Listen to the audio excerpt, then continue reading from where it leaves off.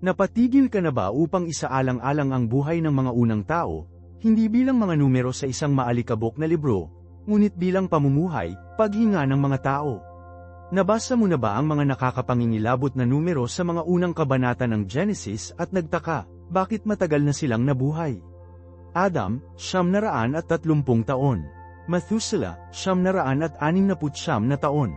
Noe, 950 taon. Ang mga ito ay hindi simbolikong mga numero, sila ay mga lifespans. At kung iyon ang orihinal na disenyo ng sangkatauhan, isang estado ng kung saan ang isang solong buhay ay maaaring sumasaklaw sa halos 1,000 taon, kung gayon ang pinakapilit na tanong ay hindi kung bakit sila nabuhay ng matagal, ngunit bakit hindi namin? Bakit ito tumigil? Ang sagot ay hindi isang simpleng kwento ng parusa. Ito ang kwento ng isang banal na interbensyon, isang kosmikong emergency na operasyon na isinagawa ng Diyos upang mailigtas ang sangkatauhan mula sa kanyang sarili at upang maprotektahan ang isang sagradong pangako na pinagtagpi sa mismong tela ng oras. Ang dahilan ng ating buhay ay mas maikli ay isa sa mga pinakamalalim at hindi napapansin na mga susi na maunawaan ang buong plano ng pagtubos ng Diyos, isang plano na nakalibrate hanggang sa huling-huling henerasyon. Magsimula tayo sa pamamagitan ng pagtapak sa primeval na mundo, isang mundo pa rin ang nagbabantay sa tinig ng tagalikha nito. Ang sangkatauhan ay dinisenyo para sa kahabaan ng buhay. Hindi ito isang glitch o isang anomalya, ito ang orihinal na operating system. Kapag nabuo ng Diyos ang tao, inilaan niya ang isang malalim at pangmatagalang pakikisama, isang katiwala sa mundo na nangangailangan ng oras, karunungan, at paglipat ng kaalaman. Sa unang bahagi ng mundo, walang mga aklatan, walang mga pagpindot sa pagprint, walang internet. Ang karunungan ay hindi nakaimbak sa mga libro, ito ay nakaimbak sa mga tao. Isipin ang pagkakaroon ni Adan. Sa loob ng 930 taon, lumakad siya sa lupa. Siya ang buhay na memorya ng sangkatauhan, ang unang saksi sa Eden, hanggang sa taglagas, sa unang pangako ng isang manunubos. Personal niyang alam ang hindi bababa sa 8 henerasyon ng kanyang mga inapo. Larawan ng isang batang Lamek, ang ama ni Noe, na nakaupo sa paanan ni Adan, ang kanyang dakilang matalo mahusay na tuhod, naririnig ang kwento ng paglikha hindi mula sa isang scroll, ngunit mula sa taong naruroon. Ang kaalaman sa Diyos, ang kasaysayan ng kanilang layunin, ang babala ng kanilang pagkabigo, lahat ito ay ipinadala ng direkta, isang buhay na patutunan na ipasa sa mga siglo mula sa isang solong, makapangyarihang mapagkukunan. Ito ang disenyo ng Diyos, isang kadena ng personal na koneksyon, isang walang putol na tradisyon ng bibig na nagpapanatili ng katotohanan ng pinagmulan at layunin ng sangkatauhan at buhay na buhay. Ang hindi kapani-pani walang habang buhay na ito ay isang pagpapala, isang tool na inilaan upang makabuo ng isang sibilisasyon na itinatag sa banal na katotohanan, kasama ang mga patriarch na nagsisilbing mga haligi ng karunungan para sa buong panahon. Ngunit ang bawat mahusay na regalo, kapag inilagay sa mga kamay ng isang nahulog na kalikasan, ay may hawak na potensyal na maging isang malaking panganib. Ang mismong bagay na sinadya upang maging isang pagpapala, ang malawak na kalawakan ng oras na ito maging isang sumpa. Ang kahabaan ng buhay, kapag halo-halong may laso ng kasalanan, ay hindi lamang nagpapalawak ng buhay, pinapalakas nito ang kasamaan. Nagbibigay ito ng kasamaan sa isang bagay na kailangan nito, oras. Oras upang mag-fester, upang mag-estratehiya, upang makabuo ng mga imperyo ng katiwalian. Ang isang charismatic at malevolent na pinuno sa ating panahon ay maaaring makaimpluwensya sa isang henerasyon sa loob ng 40 o 50 taon. Ngunit sa mundo ng antediluvian, ang nasabing pinuno ay maaaring magkaroon ng impluwensya sa loob ng 500, 600, kahit 700 taon. Isipin ang lalim ng pagmamanipula, ang mga henerasyon ng mga tagasunod na indoctrinate sa isang baluktot na pagka-espiritual, ang mga sistema ng pang-aapi na maaaring maitayo at perpekto sa loob ng maraming siglo sa ilalim ng isang solong, walang tigil, masamang kalooban. Ang kaalaman na ipinasa ni Adan, ang kaalaman sa Diyos at ang espiritual na kaharian, ay maaaring mabaluktot. Sa halip na pag-aalaga ng pagsamba, maaari itong magamit upang manipulahin ang mga espiritual na puwersa para sa kapangyarihan at kontrol. Inilarawan ng Biblia ang panahong ito sa mga chilling terms sa Genesis Kabanata 6, na nagsasabi na, ang kasamaan ng tao ay mahusay sa mundo, at na ang bawat hangarin ng mga saloobin ng kanyang puso ay masama lamang. Hindi ito isang panandaliang paglipas, ito ay isang permanenteng estado ng pagiging perpekto at pinalaki ng mga siglo ng pagsasanay. Ang long lifespans ay lumikha ng isang super incubation chamber para sa kasalanan, na pinapayagan itong lumago sa napakalaking proporsyon, nagbabanta na permanenteng masira ang linya ng tao at binawi ang buong plano ng Diyos para sa pagtubos. Ang mundo ay nasa isang tilapon patungo sa sarili, at ang mismong regalo ng isang mahabang buhay ay naging gasolina para sa pagkawasak nito. Kailangang mamagitin ang Diyos.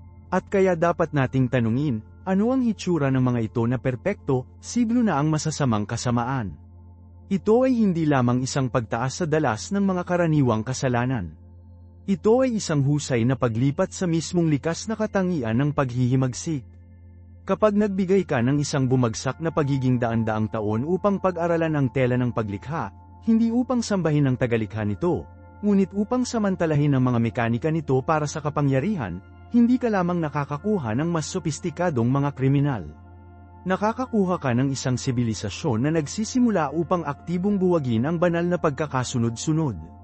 Ang sangkatauhan, na armado ng buhay na memorya ng Eden at ang direktang kaalaman sa espiritual na kaharian na ipinasa mula kay Adan, ay nagsimulang mag-pry ng bukas na mga pintuan na hindi nila sinadya upang hawakan. Kinuha nila ang sagradong kaalaman sa espiritual na mundo at armas ito. Ito ang madilim na konteksto para sa isa sa mga pinakamisteryoso at nakasisindak na mga sipi sa lahat ng banal na kasulatan, sa simula ng Genesis Kabanata 6. Sinasabi nito, nakita ng mga anak ng Diyos na ang mga anak na babae ng tao ay kaakit-akit. At kinuha nila bilang kanilang mga asawa na kanilang pinili. Hindi ito pag-ibig. Ito ay isang pag-alit na pagkuha. Ito ay isang sinasadya, madiskarteng katiwalian ng bloodline ng tao sa pinagmulan nito. Ang anak ng Diyos, makapangyarihang mga espiritual na nilalang, ay nakita ang kagandahan ng sangkatauhan, ang Imago Dei, ang imahe ng Diyos, at sa halip na parangalan ito, hinahangad nilang magkaroon at marumi ito. Ito ay isang espiritual na pagsalakay, isang pagsasabuatan upang marumi ang napakahusay na balon mula sa kung saan ang ipinangako na manunubos, ang binhi ng babae, ay hinulaang darating. Ang mahabang lifespans ay nangangahulugang hindi ito isang nakahiwalay na insidente o isang maikling pag-iibigan. Ito ay isang matagal, sistematikong kampanya ng genetic at espiritual na pakikidigma laban sa plano ng Diyos, na sumasaklaw sa mga henerasyon. At mula sa hindi banal na unyon na ito, isang bagay na napakapangit ang ipinanganak. Tinatawag sila ng Biblia na Nephilim. Sinabi nito na sila ay ang mga makapangyarihang lalaki na matanda, ang mga kalalakihan na kilalang tao. Madalas nating iniisip ang kilalang kilala bilang isang positibong bagay. Ngunit sa konteksto na ito, dinala nito ang chilling echo ng katanyagan na ipinanganak mula sa terorismo, kapangyarihan, at karahasan. Ang mga ito ay hindi lamang mga higanti, sila ay isang biological at espiritual na perversion, isang nakakagulat na pagsasanib ng langit at sa mundo. Sila ay isang buhay na testamento sa panghuling paghihimagsik ng sangkatauhan, ang pagtatangka na ay hybridize ang kanilang mga sarili na may banal na kapangyarihan, upang maging mga Diyos sa kanilang sariling mga termino, pag-agaw ng kapangyarihan sa halip na matanggap ito sa pagsamba. Sila ang naglalakad, paghinga ng embodiment ng katiwalian sa mundo. Isipin ng isang lipunan kung saan ang naghaharing uri, ang pinakamalakas na mandirigma at pinuno, ay ang mga semi-divine na mga pang-aapi na ito, na ipinanganak ng isang ipinagbabawal na paglabag sa kosmiko. Ang mismong pagkakaroon ng Nephilim ay isang kasuklam-suklam na pumihit sa nilikha na order. Ito ang dahilan kung bakit sinabi ng teksto na nakita ng Diyos na ang kasamaan ng tao ay mahusay. Hindi lamang ito laganap, malalim ito, na umaabot sa mismong code ng kung ano ang ibig sabihin ng tao. Ang katiwalian ay hindi na bagay lamang ng pag-uugali, ito ay naging isang bagay ng biology. Ang mga linya ay malabo, ang banal na imahe ay sistematikong tinanggal at nasusulat ng isang demonyo. Ang proyekto ng sangkatauhan ay nasa kabuuan ng kabuuan, hindi maibabalik na kontaminasyon. Ito ay hindi isang mundo na hindi lamang maling pag-aalsa. Ito ay isang mundo na aktibo at matagumpay na muling pagsulat ng sarili nitong espiritual na DNA. Ang long lifespans ay nagbigay ng madilim na proyektong ito sa oras na kailangan nitong mag-ugat at umunlad, hanggang sa kung saan ang buong planeta ay binago sa isang katibayan para sa mga kaaway ng Diyos. Ano ang magagawa ng Diyos? Ang cancer ay terminal. Ang buong organismo ng sibilisasyong tao ay natupok nito. Ang isang simpleng pagwawasto ng kurso ay hindi na posible. Ang mismong pundasyon ay nasira, at ang istruktura na itinayo sa ito ay isang kaharap sa langit. Ito ay sa kontekstong ito ng malalim na kalungkutan. Ang kalungkutan ng isang tagalikha na nanunood ng kanyang minamahal na nilikha ay nagpupukaw mismo na ginawa ng Diyos ang kaila-hilakbot at maawi na desisyon na hugasan ang malinis na mundo. Ang baha ay hindi isang kilos ng isang petulant, galit na Diyos. Ito ay ang pagkilos ng isang banal na siruhano na nagpuputol ng isang cancer na malapit ng patayin ang pasyente para sa kabutihan. Ito ay isang gawa ng kosmikong quarantines. Ngunit sa gitna ng diagnosis ng terminal na ito, ang teksto ay nagbibigay sa amin ng isang sliver ng pag-asa, isang solong punto ng data na nakatayo sa kaibahan ng ibang bahagi ng mundo, ngunit natagpuan ni Noe ang biyaya sa mga mata ng Panginoon. Bakit si Noe? Ano ang naiiba sa isang tao at sa kanyang pamilya? Sinabi ng Biblia na si Noe ay isang makatarungang tao, perpekto sa kanyang mga henerasyon, at na siya ay lumakad kasama ang Diyos. Malamang nabasahin natin ang salitang perpekto, at sa tingin nito ay nangangahulugang siya ay walang kasalanan, na hindi siya nagkamali. Ngunit ang salitang Hebreo na ginamit dito, asterisk temim asterisk, ay may mas tiyak at malakas na kahulugan. Ito ay ang parehong salita na ginamit upang ilarawan ang mga hayop para sa sakripisyo sa lumang tipan. Nangangahulugan ito na walang saysay, buo, walang kakulangan. Ito ay isang paglalarawan sa pisikal at genetic hanggat ito ay isang moral. Sa isang mundo na sistematikong sumisira sa sarili nitong DNA, isang mundo kung saan ang linya ng dugo ng tao ay marumi ng isang pag-aalsa ng anghel, si Noe ay asterisk temim asterisk. Puro ang kanyang linya, siya ay ganap, at hindi nararapat na tao, tulad ng inilaan ng tagalikha. Hindi ito isang uri ng kadalisayan ng lahi. Ito ay tungkol sa integridad ng species. Ito ay tungkol sa katapatan sa nilikha na pagkakasunod-sunod. Ang pamilya ni Noe ay, para sa 10 henerasyon mula kay Adan, ay tumanggi na lumahok sa Great Rebellion. Itinago nila ang kanilang linya na malinis mula sa katiwalian ng Nephilim. Ang kanyang pisikal na pagiging perpekto ay isang direktang resulta ng kanyang espiritual na postura. Sapagkat siya ay lumakad kasama ang Diyos, siya at ang kanyang mga ninuno ay hindi humingi ng kapangyarihan at pagka-Diyos sa pamamagitan ng mga ipinagbabawal na unyon na ito. Nanatili silang tapat sa disenyo ng tagalikha.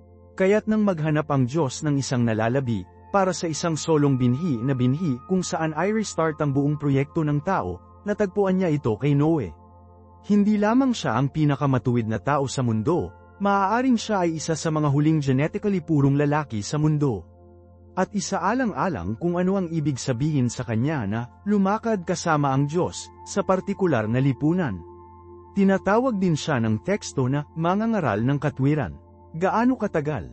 Alam namin na siya ay 500 taong gulang nang ipanganak ang kanyang mga anak na lalaki at 600 nang dumating ang baha. Hindi ito isang krusada sa katapusan ng linggo. Sa loob ng mga dekada, marahil sa loob ng isang siglo, si Noe ang nag-iisa na tinig ng katinoan sa isang mundo ay nagalit. Isipin ang kanyang pang-araw-araw na buhay. Nagtatayo siya ng isang napakalaking, nakalok na bangka sa kanyang bakuran, sa isang planeta na marahil ay hindi pa nakakakita ng ulan dati. Binalaan niya ang kanyang mga kapitbahay na alinman sa takot, o sa liga kasama, o marahil ay may kaugnayan sa ang mga Nephilim na pang-aapi na namuno sa lupain. Ipinangangaral niya ang pagsisisi sa isang kultura na ipinagdiwang ang sariling hybrid na kapangyarihan. Siya ay nagsasalita tungkol sa isang banal, hindi nakikita na Diyos sa isang tao na literal na makakakita at makihalubilo sa malakas, nahulog na, mga anak ng Diyos. Ang Nephilim ay ang paglalakad, katibayan sa paghinga na mayroong isa pang paraan upang makakuha ng kapangyarihan, isang shortcut upang maging mga kalalakihan ng kilalang tao. Ang mensahe ni Noe ng pagpapakumbaba, pagsunod, at pananampalataya ay tila-tila walang katawa-tawa, isang gawain ng isang tanga. Siya ang tulala ng nayon sa isang cosmicus scale, isang tao na nagtatayo ng isang bantayog sa isang Diyos na walang nagmamalasakit pa, nagbabala sa isang paghuhusga na walang pinaniniwalaang darating. Bawat solong araw, sa loob ng maraming taon, nahaharap siya sa panunuya, kinutya, at malamang, ang mga banta ng karahasan mula sa mga nilalang na mas malakas kaysa sa kanyang sarili. Ang kanyang pananampalataya ay hindi isang komportable, abstract na paniniwala. Ito ay isang masungit, pang-araw-araw na kilos ng pagsuway laban sa buong diwa ng kanyang edad. Ito ay ang paniniwala na ang hindi nakikitang salita ng Diyos ay mas totoo kaysa sa napakalaking katotohanan na nakita niya sa paligid niya. Ang pananalig na yun ay talagang mahalaga, dahil ang mundo na sinubukan ni Noe na makatipid ay isang mundo na nakalimutan kung ano ang ibig sabihin ng tao. Kapag sinabi ng Genesis 6 na ang mundo ay napuno ng karahasan, ang salitang Hebreo na ginamit ay *Hamos*. Ngayon, sa ating modernong mundo, ang salitang yun ay may mga tiyak na konotasyong pampolitika, ngunit sa orihinal nitong konteksto, nangangahulugan ito ng isang bagay na mas malalim kaysa sa random na krimen o pag-atake. Ang Hamas** ay hindi isang pagmugging sa isang madilim na eskinita. Ito ay mandaragit na karahasan, ang uri ng sistematikong, istruktura na kawalan ng katarungan na ang malakas na pasulong sa walang kapangyarihan. Ito ay pagsasamantala, pang-aapi, at kalupitan na ginawa ng may kapansanan. Ito ang karahasan ng isang lipunan kung saan maaaring literal na gumawa ng tama.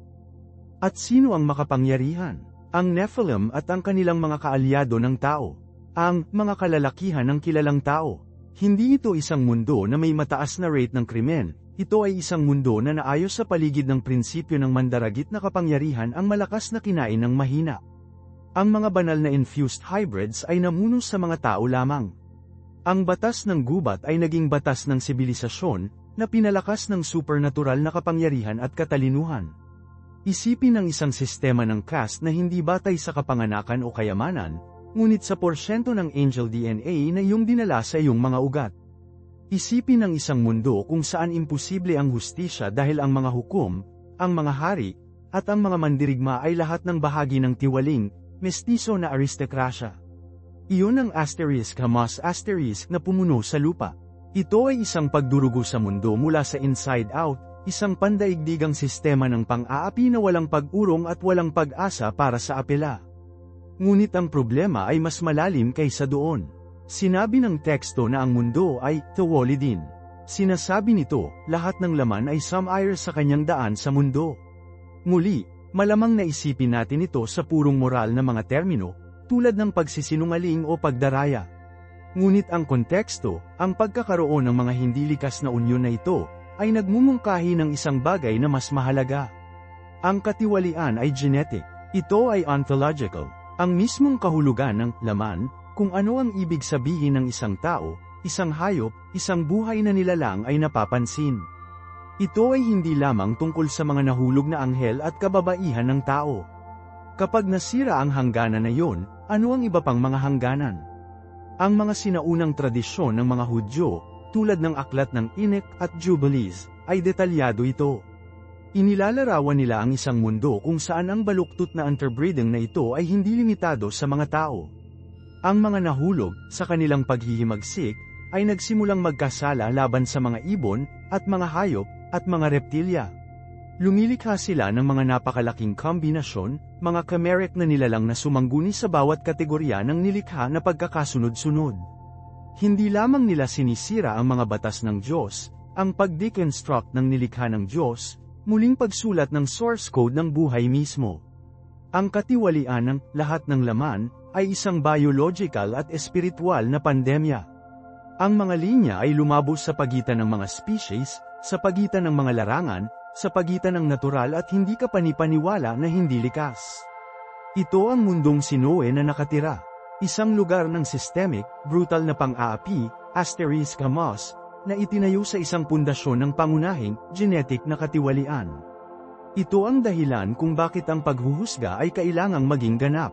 Hindi ito isang problema na maaari mong ayusin sa isang bagong partidong pampulitika o isang pagbabagong buhay sa relihiyon. Ang kontaminasyon ay bumaba sa antas ng DNA. Ang genome ng tao mismo, ang daluyan na kung saan ang ipinangako na binhi ng babae, mula sa Genesis Kapitulo 3 versikulo 15 ay dapat na darating, ay nasa peligro na maging ganap at hindi maibabalik na marumi. Kung ang linya ni Adan ay naging ganap na hybrid, walang purong daluyan ng tao na kung saan ang Mesiyas, ang manunubos, ay maaaring isang araw na ipanganak. Ang buong plano ng kaligtasan ay maiiwasan bago ito tunay na magsimula. Kaya't kapag sinabi ng Diyos, sisirain ko ang tao na nilikha ko mula sa mukha ng mundo, parang malupit, ngunit dapat nating maunawaan ang konteksto. Hindi siya nagtatapon ng isang tantrum. Siya ay isang banal na sirohano na nagsasagawa ng isang radikal, sumasaklaw sa mundo upang may save ang pasyente. Ang cancer ng Nephilim at ang genetic chaos na kanilang pinakawalan ay terminal. Kumalat ito sa lahat ng laman. Upang mailigtas ang sangkatauhan, kinailangang linisin muna ng Diyos ang mundo ng kung ano ang naging sangkatauhan. Ang baha ay hindi lamang parusa, ito ay isang gawa ng pangangalaga. Ito ay isang kaila-hilakbot, kosmiko na pag-reset na kinakailangan upang maprotektahan ang pangako ng pagtubos. Ito ay ang tanging paraan upang matiyak na ang isang dalisay na dugo, ganap na pamilya ng tao Temim ay mabubuhay upang dalhin ang binhi ng pag-asa sa bagong mundo. At mag-drill down tayo sa paglalarawan ni Noe. Sinasabi ng teksto na siya ay perpekto sa kanyang mga henerasyon. Ang salitang Hebreo ay mayroong asterisk Temim asterisk. Ang salitang ito ay hindi kapani-pani walang mahalaga. Hindi lamang ito nangangahulugang perpekto sa moral, tulad ng hindi siya nagkamali. Nangangahulugan ito na kumpleto, buo, tunog, walang laman. Ito ay ang parehong salitang ginamit upang ilarawan ang mga hayop na kinakailangan para sa sakripisyo sa batas ni Moises. Ang kordero na dinala sa dambana ay kailangang maging asterisk Temim asterisk sa lugar na ito, nang walang depekto, buong pisikal. Hindi ito tungkol sa moral na katangian ng kordero, ito ay tungkol sa pisikal na integridad nito. Kapag inilalapat ng Biblia ang salitang ito sa mga henerasyon ni Noe, ito ay nagsasabi sa amin ng isang bagay na malalim tungkol sa kanyang talaang kanan. Sa isang mundo kung saan ang pool ng gene ng tao ay sistematikong napinsala, na hijack ng isang dayuhang katalinuhan, si Noe at ang kanyang pamilya ay walang kabuluhan. Puro ang kanyang linya. Siya ay 100% Adamic. Ito ang dahilan kung bakit ang kanyang katwiran at ang kanyang genetic kadalisayan ay nabanggit sa parehong hininga. Ang kanyang espiritual na integridad, asterisk isang matuwid na tao, ay hindi mahihiwalay mula sa kanyang pisikal na integridad, asterisk Temim sa kanyang mga henerasyon. Naglakad siya kasama ang Diyos sa isang mundo na literal na dehumanism mismo, isang mundo na hinahabol ang isang napakalaking, transhumanist na hinaharap. Ang pagtanggi ni Noe na lumahok sa katiwalian na ito, ang kanyang simpleng katapatan sa Diyos at sa kanyang sariling nilikha na kalikasan, ay ginawa siyang daluyan ng kaligtasan para sa buong lahi ng tao. Siya ang genetic bottleneck kung saan kailangang ipasa ang purong linya ni Adan upang mapanatili ang pangako ng Genesis Kapitulo 3 versikulo 15. At kailangan nating maging malinaw tungkol sa kung sino ang mga naganap. Ang anak ng Diyos, ang asterisk benepisyo Elohim asterisk. Sa loob ng maraming siglo, sinubukan ng mga tao na ibagsak ito, upang ipaliwanag ito. Ang pinakakaraniwang pagtatangka ay ang set height view na ang mga anak ng Diyos ay ang mga matuwid na inapo ng anak ni Adan na si Seth, at ang mga anak na babae ng mga tao ay ang mga hindi Diyos na inapo ni Cain. Isang simpleng kwento ng mabubuting lalaki na nagpakasal sa masamang batang babae. Ngunit kailangan mong tanungin ang iyong sarili, ang interpretasyong iyon ay may sapat na paliwanag na kapangyarihan upang bigyang katwiran kung ano ang susunod. Ang pag-aasawa ba ng dalawang magkakaibang mga linya ng tao, gayunpaman sa espiritual na mismatch, ay nagreresulta sa mga superhuman na higanti na kilala bilang ang mga makapangyarihang lalaki na matanda, ang mga kalalakihan ng kilalang tao. Ito ba ay humahantong sa isang katiwalian ng asterisk lahat ng laman asterisk kasama ang mga hayop? Nagagarantiyahan ba ito ng isang paghuhusga ng labis na ang buong planeta ay dapat na malinis at magsimulang muli? Ang parusa ay tila hindi wasto sa partikular na krimen. Ang teksto ay hinihiling ng isang mas direkta, at lantaran, mas nakakatakot na pagbabasa. Ang sinaunang mundo, at ang mga manunulat ng bagong tipan mismo, naintindihan mismo kung sino ang mga nilalang na ito. Ang apostol na si Pedro ay nagsasalita tungkol sa mga anghel na nagkasala, na itinapon ng Diyos sa impyerno at ipinagkaloob sa kanila ang mga kadena ng madilim na kadiliman upang mapanatili hanggang sa paghatol. Partikular niyang inilalagay ang kaganapang ito sa konteksto ng baha, na nagsasabing ang Diyos ay hindi pinalaya ang sinaunang mundo, ngunit pinangalagaan si Noe.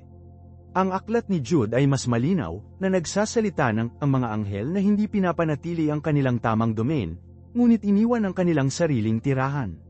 Nakatuon sila ng gross immoralidad, at sinundan ang kakaibang laman. Ang term na Greek ay mayroong asterisk sarkos heteris asterisk, literal, isang iba't ibang uri ng laman. Ito ay isang paglabag sa kosmiko, isang paglabag sa mga hangganan na dimensional. Ito ang mga banal na nilalang, ang mga manunood ng anghel, na nag-iwan ng kanilang mga post at iligal na ipinasok ang kanilang sarili sa pisikal, biological reality ng lupa upang isabutahe ang nilikha ng Diyos mula sa loob. Ngunit nagtaas ito ng isang chilling na katanungan. Kung ang baha ay ang sagot, ang mahusay na paglilinis, nalutas ba nito ang problema para sa mabuti? Tumingin ng mabuti sa Genesis Kapitulo 6, taludtod 4 na muli. Ito ay isa sa mga pinaka-nakakaaliw na mga talata sa buong Biblia. Ang Nephilim ay nasa mundo sa mga panahong iyon at pagkatapos din. Nandyan ito, ang isang maliit na pahayag ng parenthetical ay bumaba sa tulad ng isang bomba ng oras. At pagkatapos din, ang baha ay isang pag-reset. Pinunasan nito ang slate na malinis. Ngunit tila ang pagpasok ay hindi isang beses na kaganapan.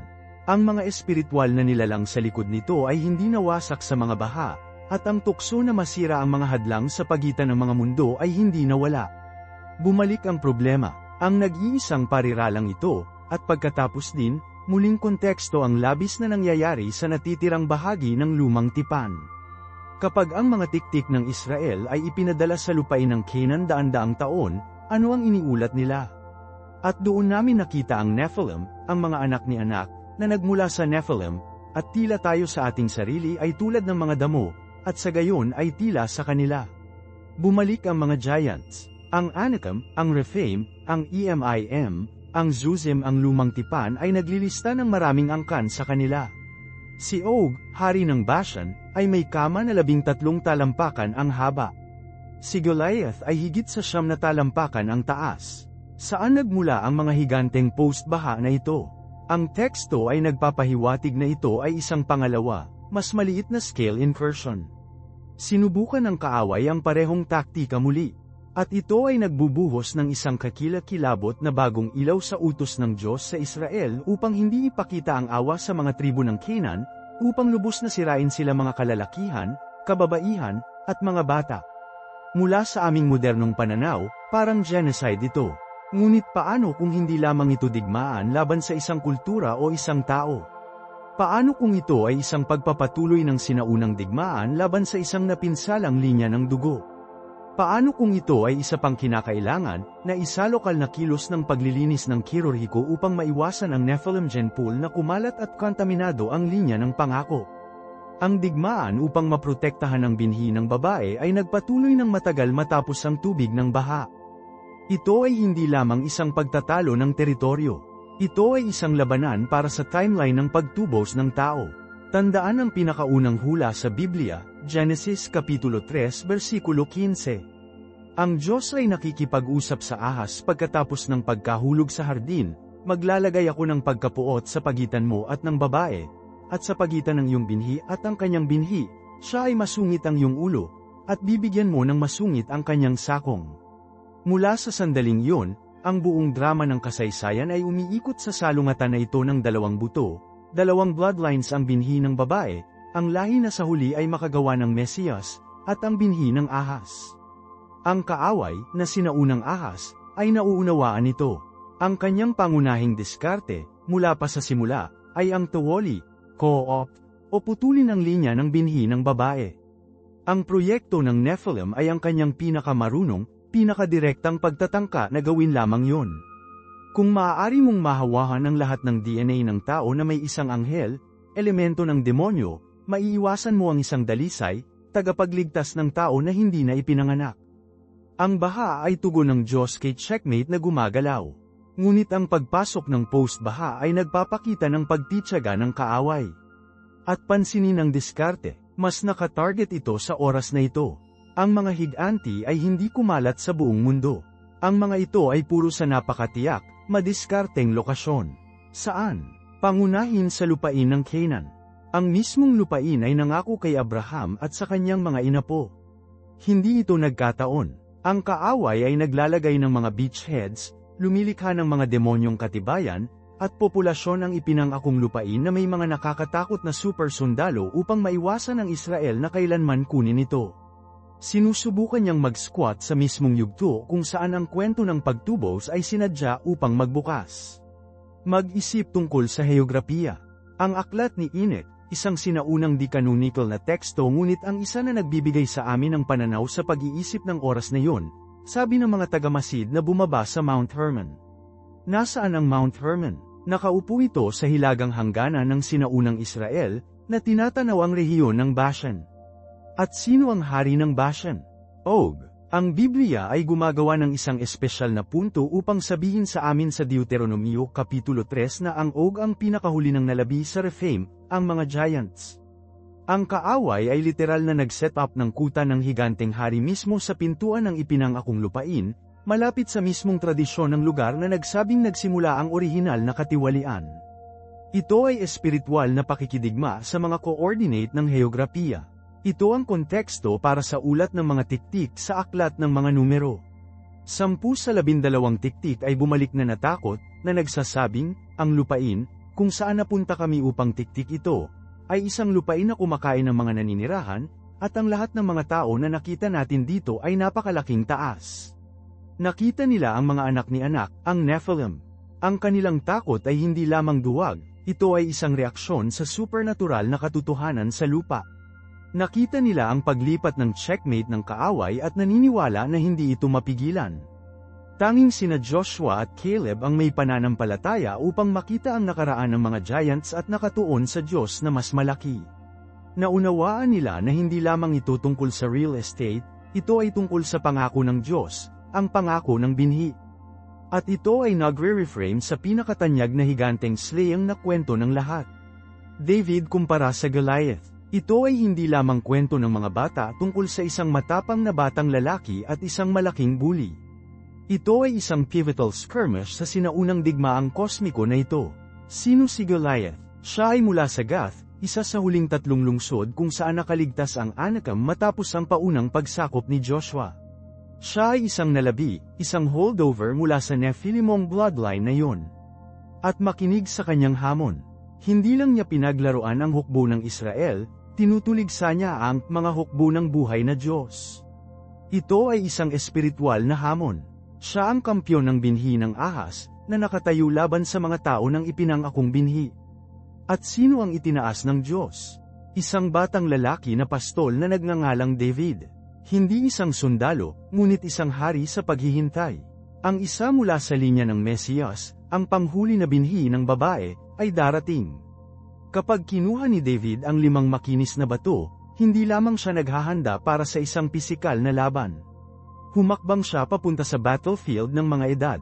Ang kanyang tagumpay ay hindi lamang isang tagumpay ng militar, ito ay isang makahulang deklarasyon na ang linya ng pangako ay hindi masisira, na ang binhi ng babae ay durugin ang ulo ng ahas, kahit gaano kahirap o nakakatakot ang isang form na kinuha nito. Ang bawat higanti na nahulog sa lumang tipan ay isa pang labanan na nanalo sa mahaba, madugong digmaan upang mapanatili ang dalisay ng dugo ng tao para sa pagdating ng hari. Ang utos na linisin ang lupain ay hindi tungkol sa kadalisayan ng lahi, ito ay tungkol sa pagtubos ng kadalisayan. Ito ay isang banal na kwarentines upang maprotektahan ang hinaharap ng lahat ng sangkatauhan. At mahalaga na maunawaan na ang Goliath ay hindi lamang isang biological anomalya. Tingnan ang detalyadong paglalarawan ng kanyang sandata at armas sa unang Samuel Kapitulo 17. Isang Amerikana ng male na tumitimbang ng 5,000 siklo ng tanso, isang sibat na may ulo ng bakal na 600 siklo. Ito ay advanced, halos hyper-advanced, militar na teknolohiya para sa panahong iyon.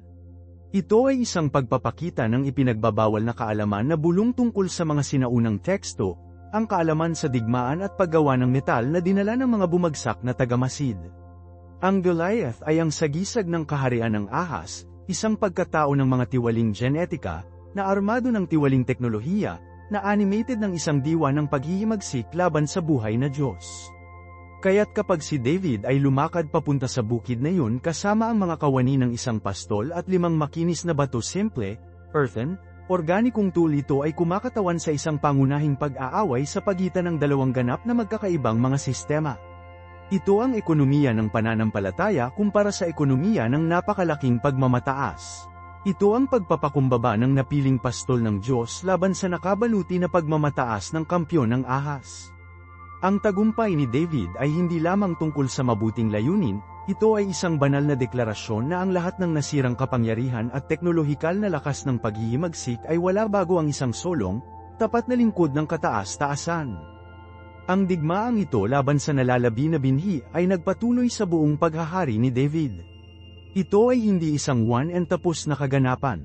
Kung nabasa mo ang 2 Samuel Kapitulo 21, parang isang pangwakas na operasyon ng pag-mopping up. Ang teksto ay partikular na naglilista ng 4 na higit pang mga higanti, na lahat ay mga inapo ng Rapha sa Gath. Nariyan si Ishbi-Benob, na nagsuot ng bagong sandata at na ang tanso na tanso ay napakalaking kaya pinatay niya mismo si Haring David bago si Abishai, pamangkin ni David, na magitan at sinaktan ang higanteng pababa. May Saph, isa pang inapo. Pagkatapos ay mayroong Lami, ang kapatid ni Goliath, na ang spear shaft ay tulad ng isang sinag ng weaver. At sa wakas, mayroong isang hindi pinangalanan na higanti ng mahusay na tangkad na isang genetic horror, na ipinanganak na may 6 na daliri sa bawat kamay at 6 na daliri ng paa sa bawat paa.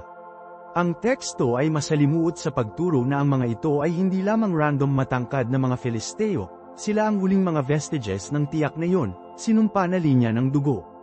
Si David at ang kanyang mga makapangyarihang lalaki ay nakikibahagi sa isang target na kampanya upang matapos ang gawa na sinimulan ni Joshua, upang sistematikong puksain ang huling pisikal na mga katibayan ng binhi ng Nephilim mula sa ipinangakong lupain, sa gayon ay nasiguro ang parehong teritoryo at ang genetic line kung saan darating ang Mesiyas.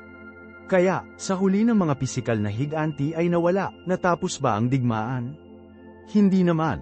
Ang diskarte ng kaaway ay umuusbong lamang. Ang pagkakaroon ng nabigo upang ihinto ang binhi sa pamamagitan ng pagsira sa pool ng jinn ng tao, ang focus ng pag-atake ay lumilipat mula sa pisikal hanggang sa purong espiritual at ideolohikal.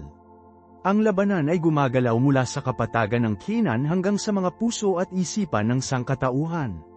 At ito ay kung saan ang ministeryo ni Hesukristo ay naging isang masterclass sa espiritual na pakikidigma, at nangyayari ito sa eksaktong parehong heograpiya.